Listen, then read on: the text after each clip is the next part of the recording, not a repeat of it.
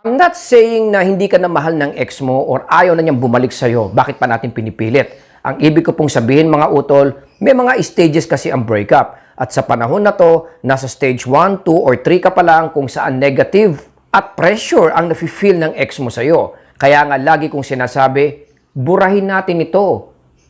Eliminate natin ito at gawan natin ng paraan para maramdaman ng ex mo na it's already safe. Na meron na nga po kayong mature direction or clear way para magkaharap or magkausap. Bakit? Dahil ang ex mo, may mga questions din yan sa isip nila.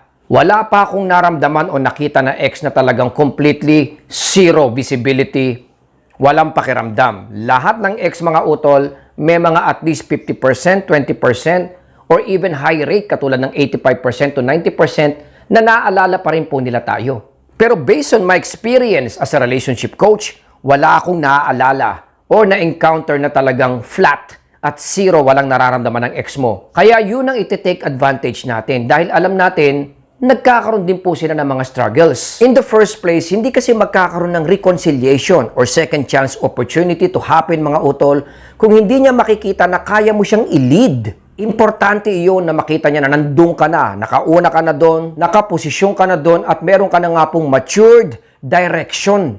Kasi ang gusto o sekreto ng mga ex natin mga utol, yung maramdaman niya na alam mo yung ginagawa mo.